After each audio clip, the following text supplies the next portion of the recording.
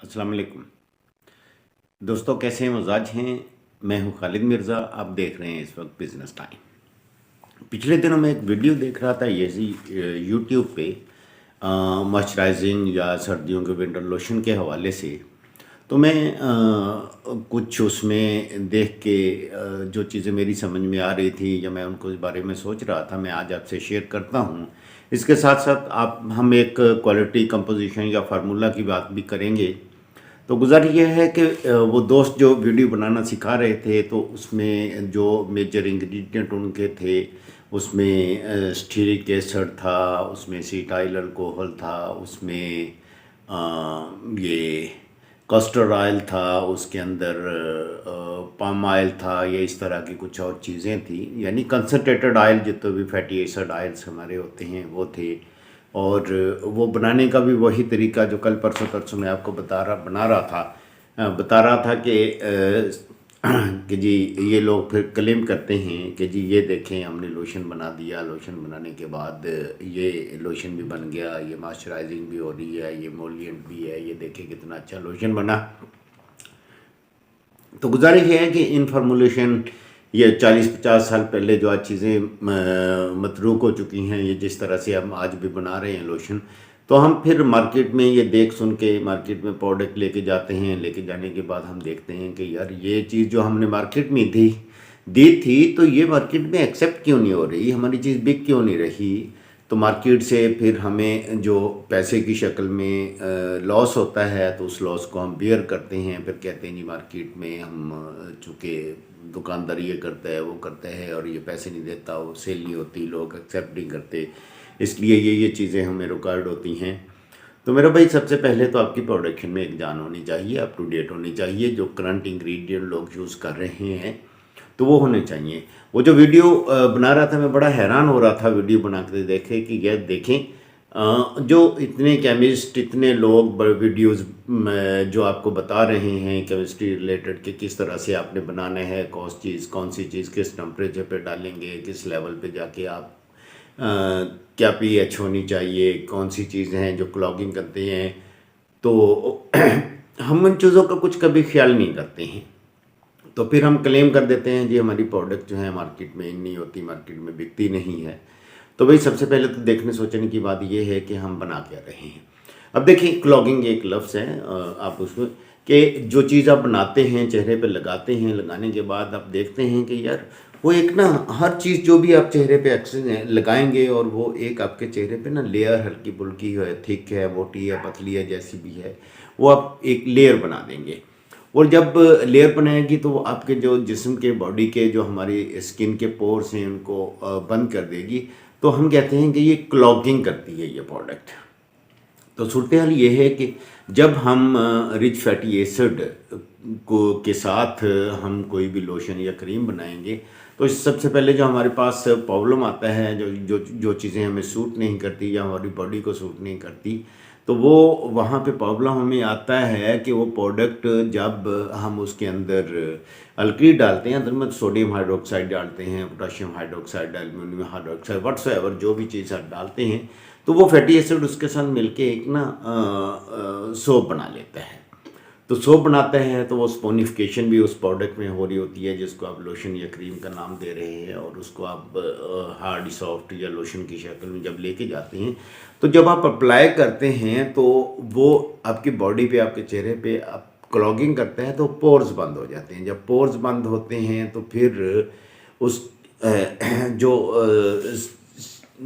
Secretions आपके जिस्म, आपके बॉडी से निकल रही होती हैं, वो नहीं निकलती। तो इस तरह से 100 तरह के प्रॉब्लम्स आपकी बॉडी पे फिर ज़ाहिर होते हैं, जिसकी वजह से पुअर क्वालिटी की प्रोडक्ट बनती है। और वो पुअर क्वालिटी की जो प्रोडक्ट है, तो उसको जब हम मार्केट में लेके जाते हैं, तो मार्केट में अपना वो जो आपका रिटर्न बैक देना चाहिए है उसको, तो वो रिटर्न बैक नहीं देती। तो जब वो प्रोडक्ट आपको रिटर्न बैक नहीं देती है, उसकी क्वालिटी पुअर है, तो मार्केट में जगह भी नहीं बना सकती। तो ये हैं हमारे यहाँ 2-3-4 लोशंस तो बड़े अच्छे बिकते हैं। मतलब उनकी मार्केट अच्छी है, जो सी या बी कैटेगरी है उसमें वो फॉल करते हैं और प्रोडक्ट बिजनेस ले रही हैं। लेकिन हम लोशन की मार्केट में एक और चीज़ भी देखते हैं कि हमारा लोकल बड़ी ऑर्गेनाइजेशंस हैं, बड़ी कंपनीज हैं इस वक्त मार्केट में कॉस्मेटिक की काम करने वाली, लेकिन बदकिस्मती से ये मार्केट भी हमारे यहाँ हमारे हाथ में नहीं है। हम एक दो ब्रांड का नाम ले सकते हैं जिनकी सेल है, लेकिन वो सी और कैटेगरी की और बी कैटेगरी में जाके फॉल करती हैं। हमारा कोई भी एक लोशन हमारी लोकल कंपनीज का कोई भी बता दीजिएगा मुझे, मुझे तो नज़र नहीं आता है जो आपका एक अच्छा बिजनेस ले रहा है और उस बिजनेस भी आपका सी कैटेगरी से निकल के एक अच्छी क्लास में बिजनेस ले रहा हो। तो एक दो ब्रांड हैं मार्केट में, बिजनेस नो डाउट बिलाशुबा है, वो बहुत अच्छा बिजनेस ले रहे हैं, मैं इसमें तो एग्री करता हूँ कि अच्छा बिजनेस ले रहे हैं, बट वो बिजनेस आप कंपैरेटिव बिजनेस नहीं ले सकते। तो चलिए इसके साथ ही हम एक कंपोजिशन फार्मूले पे भी डिस्कस करते हैं और उसमें वो लोग क्या डालते हैं, क्यों डालते हैं, किस लिए डाल रहे हैं, वो इंग्रेडिएंट क्या करते हैं। हम वैसी कॉस्ट प्रोडक्ट बनाते हैं तो फिर हमारी प्रोडक्ट जो है लोकल प्रोडक्ट के अगेंस्ट में और उसके अगेंस्ट में क्या करेगी और किस तरह से जगह बनाएगी, कैसी जगह बनाएगी, क्या बिल पर जगह बन पाएगी या नहीं बन पाएगी, हम इस पर भी आज डिस्कस करते हैं। तो कोशिश ये है कि हमारी जो प्रोडक्ट जो वीडियो है वो भी लंबी ना हो और हम इनको इन शॉर्ट करके एक शॉर्ट वीडियो जब डिज़ाइन कर लें, बना लें, तो हम उसके अंदर एक कंपोजिशन भी देख लेते हैं। चलें, इस एक बहुत बड़ा ब्रांड है, मांडा नेशन ब्रांड है और वैसलीन के नाम से लोशन मार्केट में आ रहे हैं। आज हम देखते हैं कि उसके अंदर क्या है और वो चीज़ें क्या क्या करती हैं और क्या हम ऐसी चीज़ें इस्तेमाल कर रहे हैं। देखिए, डीआयोनाइज्ड वाटर पानी तो सभी लोशन वाले जितने लोग हैं वो सारे यूज़ कर ही रहे हैं। उसके अलावा इसके अंदर स्टीरिक एसिड है, बट स्टीरिक एसिड की मिकदार कंपैरेटिवली जितने लोग हम इस्तेमाल कर रहे हैं, जहाँ हमें बताया जाता है उतनी मिकदार नहीं है। तो उसके बाद सिटाइल अल्कोहल है, ये भी एमल्सीफायर है, स्टीरिक एसिड एमल्सीफायर है। ये वाटर ऑयल एमल्शन को जब आप बनाते हैं, लोशन बनते, क्रीम बनाते हैं, तो ये चीज़ें उसमें डाली जाती हैं। तो उसके साथ साथ जो ग्लाइकॉल स्टीरेट है, ये एक ऐसा जो है मल्सीफायर है जो आपके जो क्रीम या लोशन है उसको हैवी नहीं होने देता। वो एक जो है जो टेक्सचर है वो बड़ा सॉफ्ट टेक्सचर रहता है। अच्छा, इसके साथ इन्होंने आप देखें तो इसमें में PEG 100 स्टीरेट भी डाला हुआ है।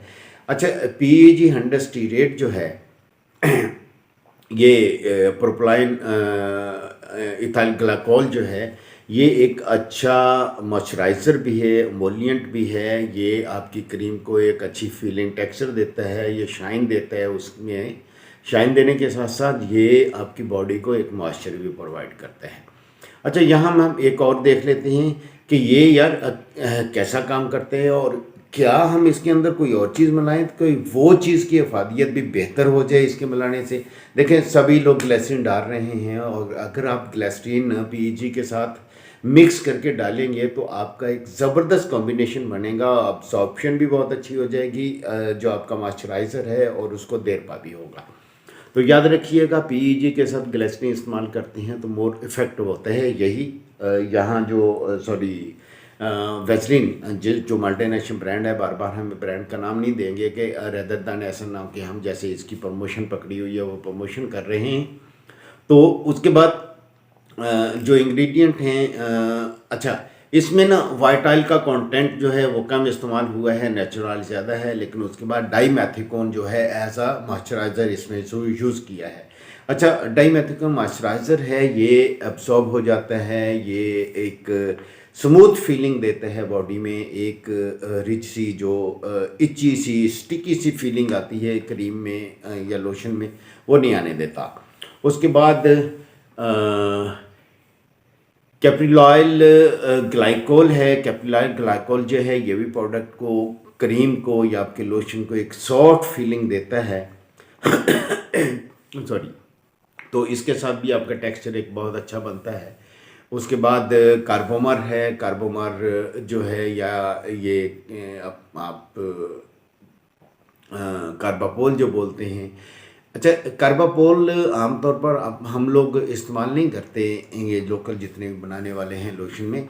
लेकिन ये कार्बापोल अगर आप 0.5% तक इसको कार्बापोल को यूज़ करते हैं तो आपका जो लोशन और उसका टेक्सचर है ये बहुत सॉफ्ट सा टेक्सचर होगा। ये आपकी जेल टाइप एक अच्छा जो देखने में फीलिंग में सूथिंग स्मूथिंग हो, वो बहुत अच्छा टेक्सचर बनता है।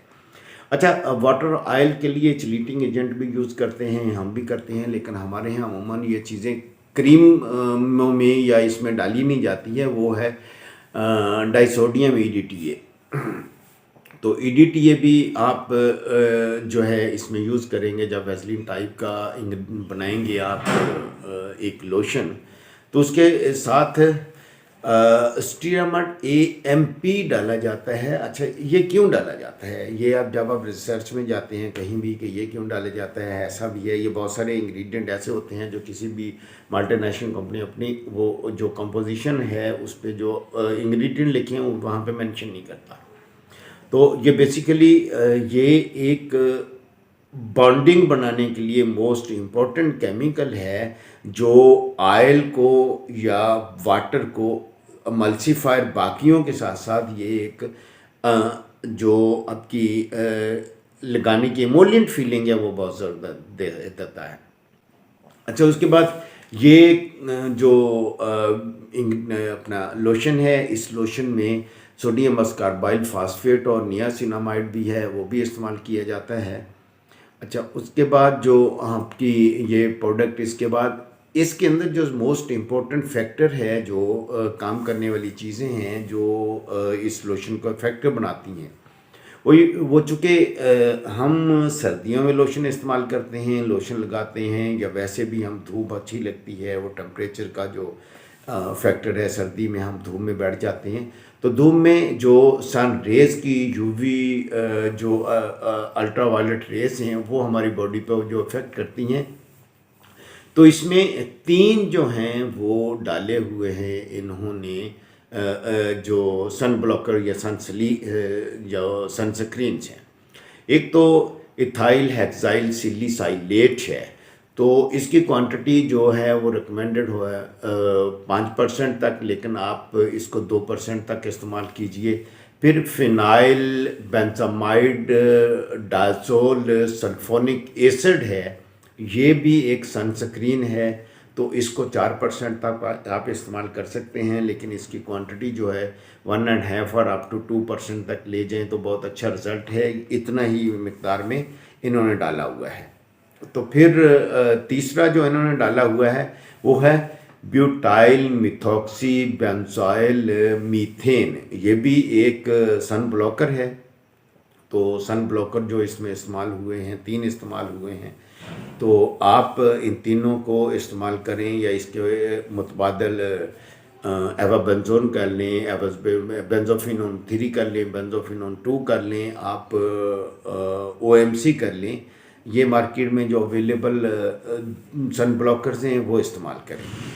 अब उसके बाद जो इसमें कुछ चीज़ें ना मैंने बार बार आपको मैं ज़िक्र करता हूँ अपनी प्रोडक्ट्स जब आप बना रहे हैं फॉर्मुलेशन में, वो कैटलिस्ट या एंजाइम। तो यहाँ भी एक प्रोडक्ट जो है एज अ कैटलिस्ट जो है वो इस्तेमाल की गई है, वो ग्लूकोज अमाइन है। तो ग्लूकोज अमाइन इसमें कुछ इंग्रेडिएंट ऐसे हैं जिनकी जो कैपेसिटी है उनको ये इन्हांस कर देती हैं। अब हम देखते हैं कि इसको लोशन को बनाना कैसे है। तो इसके भी 3 फेज़ हैं, वाटर फेज़ और ऑयल फेज़। तो जो ऑयल फेज़ हैं उसमें आप स्टीरिक एसिड लेंगे, एसीटाइल अल्कोहल लेंगे, ग्लाइकोल स्टीरेट लेंगे। तो उसके बाद कैप्रिलॉयल जो है ग्लाइकोल लेंगे, और ग्लिसरीन ले लें, PEG ले लें। इनको गर्म कर लें एक साथ, और साथ इसकी मिकदार, अच्छा मिकदार आपने इस तरह से लेनी है। PEG 100 ग्राम स्टीरिक एसिड आपने 100 ग्राम लेना है, और उसके बाद स्टीरेट जो है 100 ग्राम लेना है, और आपने स्टाइल अल्कोहल जो है ये 50 ग्राम लेना है, और आपने जो कैप्रिलॉयल जो ग्लाइकोल है इसको भी आपने 50 ग्राम लेना है। तो इसको जब आप गर्म होने के लिए डबल जैकेट में रख दें तो दूसरी तरफ आपने पानी ले लेना है। डीआयोनाइज्ड वाटर हो तो डीआयोनाइज्ड वाटर को आपने इसकी मकदार लेनी है तकरीबन 2 किलो। तो 2 किलो पानी में आपने कार्बोमर लेना है और ज़ंथरगम लेनी है। ये 0.1% है कार्बोमर कार्बापोल, और 0.1% जो है ये आपने इसमें ऐड कर लेना है ज़ंथरगम को पानी में, और इसको अच्छी तरह से एक सॉल्यूशन बना लेना है कि इसका कोई ग्रेन दाना नहीं रहे। उसके बाद इसको आप 70 to 80 टेम्परेचर तक ले जाएं, 70 to 80 टेम्परेचर तक लेके जाएंगे। दूसरा इसका तरीका ये है कि डायरेक्टली इसमें नहीं डालें पानी को, टेम्परेचर पे जिस पे लेके जाना उस पे ले जाएं, मतलब 70 to 80 ले जाएं। 70 to 80 टेम्परेचर लेने के बाद दोनों को ब्लेंडिंग करके मिक्स कर लिए। जब मिक्स करते हैं तो अब आपके पास आ जाता है सी जो आपका फेस है। अच्छा, सी फेज़ में आपने तीनों जो सन ब्लॉकर मैंने बताए थे उसमें जो इथाइल हेक्साइल सिडिसाइड है उसका 2%, जो फिनाइल बेंजामाइडोजोल जो है इसको सल्फोनिक एसिड है इसको 2%, और ब्यूटाइल मेथॉक्सी बेंजोल मीथेन जो है इसको आप 2% की रेशो से डालेंगे। ये रेशो आप कैलकुलेट कर लीजिए। आपका वज़न जो टोटल बन रहा था वो तकरीबन ये बन रहा है 2500 ग्राम, तो 2500 ग्राम में उस रेशो से आप इसको डालें। तो उसके बाद आप इसके अंदर जब मिक्स ब्लेंडिंग करने शुरू कर दी है तो उसके अंदर आप पीईजी डालें, ग्लिसरीन डालें, ग्लिसरीन के डाइमेथोक्विन डालें। पीईजी कितना ये आपने 50 ग्राम डालना है और 100 ग्राम ग्लिसरीन डालनी है। मैथिकोन आपने 100 ग्राम डालना है। और इसके बाद आपने ईडीटीए जो है इसकी क्वांटिटी बहुत बहुत थोड़ी क्वांटिटी ली जाती है, तो इस क्वांटिटी को आप 0.1% ईडीटीए ले लें और 0.1% प्रोपाइल मिथाइल ले लें, पैराबिन ले लें और मिथाइल पैराबिन ले लें। यह भी आपने 0.1% लेना है। स्टेरामाइड एएमपी जो है ये आपने 1% उसमें डाल लेंगे। अच्छा, जो नियासिनामाइड है ये 3% आपने इसमें डालना है।